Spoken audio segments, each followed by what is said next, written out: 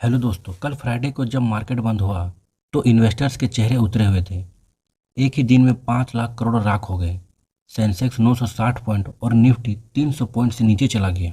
सवाल ये नहीं कि मार्केट क्यों गिरा, सवाल ये है कि क्या यह सिर्फ एक डीप है या किसी बड़े तूफान की आहट।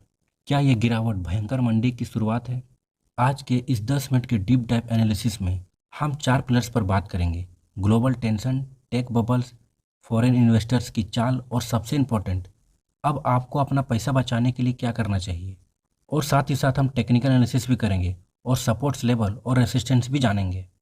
तो इस वीडियो को पूरा देखिए, क्योंकि इस वीडियो में हम पूरे टेक्निकल एनालिसिस को और पूरे सपोर्ट्स लेवल को पूरे अच्छी तरह से समझेंगे। तो सबसे पहले बात करते हैं कि गिरावट का असली कारण क्या था। गिरावट का 3 असली कारण है। पहला है यूएस ईरान जियोपॉलिटिकल टेंशन। दोस्तों, जब भी मिडिल ईस्ट में थोड़ी भी हलचल होती है तो मार्केट डर जाता है। ईरान और यूएस के बीच बढ़ती तानातानी ने क्रूड ऑयल की कीमतों को ट्रिगर किया है। इंडिया एक ऑयल इंपोर्टिंग देश है।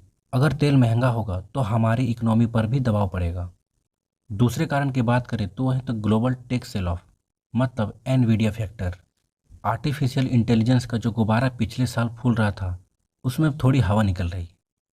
बोला जाए तो एनवीडिया जैसे ग्लोबल जाइंट्स में जब प्रॉफिट बुकिंग आती है तो उसका असर हमारे आईटी सेक्टर्स कंपनी जैसे टीसीएस, इंफोसिस पर तुरंत दिखती है। अब बात करते हैं तीसरे कारण की, जिसकी वजह से मार्केट सबसे ज़्यादा इम्पैक्ट हुआ है, और वो है फॉरेन इन्वेस्टर्स की एग्जिट स्ट्रैटेजी। मतलब फॉरेन इंस्टीट्यूशनल इन्वेस्टर्स लगातार इंडियन मार्केट से पैसा निकालकर चाइना या यूएस बॉन्ड में शिफ्ट हो रहे हैं। उन्हें लग रहा है कि इंडियन मार्केट अब ओवरहॉल हो गया है। जब बड़े हाथी बाजार से निकलते हैं तो रिटेल इन्वेस्टर्स नीचे दब जाते हैं। अब बात करते हैं चार्ट्स की। टेक्निकल एनालिसिस और सपोर्ट्स लेवल क्या होने चाहिए, सबसे इम्पोर्टेंट। कल मार्केट में जो हुआ वो सिर्फ एक गिरावट ही नहीं थी, वो एक ट्रेंड रिवर्सल का इशारा हो सकता है। निफ्टी पहले काफ़ी समय से 25,200 के ऊपर टिका हुआ था। ये सिर्फ एक नंबर नहीं है, ये एक साइकोलॉजिकल फ्लोर था, जहां बुल्स मतलब खरीदने वाले बार बार मार्केट को संभाल रहे थे। लेकिन कल फ्राइडे को बियर्स मतलब बेचने वाले इतने हावी हुए कि उन्होंने इस फ्लोर को तोड़ दिया। जब कोई बड़ा सपोर्ट्स लेवल टूटता है तो वहां बैठे स्टॉप लॉसेस हिट होते हैं, और वही वजह थी कि दोपहर के बाद गिरावट इतनी तेजी हो गई। अब सवाल ये है कि निफ्टी रुकेगा कहाँ। तो अगला स्टॉप है 24,800। इस लेवल को ध्यान से नोट कर लीजिए, क्योंकि अगर आप पीछे जाकर चार्ट्स देखेंगे तो इसी लेवल से मार्केट ने पिछली बार एक बड़ी रैली शुरू की थी। 24,800 पर काफ़ी सारे पुट राइटर्स बैठे हैं। अगर मंडे या ट्यूसडे को निफ्टी इससे नीचे निकलता है तो पैनिक सेलिंग बढ़ जाएगी, मतलब डर की वजह से बिकवाली ज़्यादा रहेगी। इसमें एक पॉइंट है कि अगर आप ट्रेडर हैं तो 24,800 के पास कैंडल की क्लोजिंग देखें। अगर वहाँ हैमर या पुलिस एंगल्फिंग जैसा पैटर्न बनता है तभी रिवर्सल की उम्मीद कीजिए, वरना हाथ मत डालिए। अब आते हैं मेजर सपोर्ट्स लेवल पर। मानो अगर 24,800 भी टूट गया तो क्या होगा? तो फिर आता है हमारा सबसे बड़ा सुरक्षा कवच, 24,500।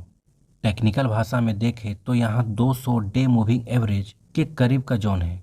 लॉन्ग टर्म इन्वेस्टर्स के लिए ये लक्ष्मण रेखा की तरह है। इतिहास गवाह है कि जब भी निफ्टी ने 200 डीएमए मतलब 200 डे मूविंग एवरेज के पास आता है तो वहाँ बड़े इंस्टीट्यूशनल जैसे एलआईसी या म्यूचुअल फंड्स खरीदारी शुरू करते हैं। अगर मार्केट यहाँ तक आता है तो घबराने की जगह ये देखें कि इस वक्त कौन से ब्लू चिप स्टॉक्स सस्ते मिल रहे हैं। अब ऊपर की बात करते हैं। मान लीजिए मार्केट रिकवरी दिखाता है तो क्या सब ठीक हो जाएगा? बिल्कुल नहीं। अब 25,500 एक लोहे की दीवार की तरह बन चुका है। मतलब 25,500 एक भयंकर रेसिस्टेंस है। पहले जो हमारा सपोर्ट था वो अब रेसिस्टेंस बन जाएगा।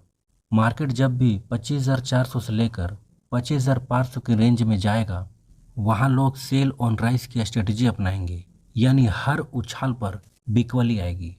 जब तक निफ्टी 25,500 के ऊपर 2 दिन तक लगातार क्लोज नहीं होता तब तक नया ऑल टाइम हाई भूल जाइए। इसमें दो और चीज़ें हैं जो आपको देखनी चाहिए। सबसे पहला है RSI, relative strength index. Nifty का आरएसआई अब 40 के नीचे जा रहा है, जो दिखाता है कि मार्केट ओवरसोल्ड टेरिटरी की तरफ बढ़ रहा है। इसका मतलब है कि थोड़ी बहुत शॉर्ट रिकवरी आ सकती है, थोड़ी बहुत शॉर्ट रिकवरी देखने को मिल सकती है, लेकिन वो टिकेगी या नहीं ये कहना मुश्किल है। अब दूसरा पॉइंट की बात करते हैं और वो है इंडिया VIX। कल VIX में 8 से 10% का उछाल दिखा। जब VIX बढ़ता है तो वॉलेटिलिटी बढ़ती है। इसका मतलब है मंडे को भी मार्केट में उथल पुथल रहेगी और ऐसे कंडीशन में शांति से बैठ के ही रहना बेहतर होगा। अब बात करते हैं इन्वेस्टर्स स्ट्रेटजी की। अब क्या करें? सबसे पहले बात करते हैं ट्रेडर्स के लिए। स्टॉप लॉस के बिना ट्रेड करना सुसाइड जैसा है, तो स्टॉप लॉस का ज़्यादा से ज़्यादा ध्यान रखें।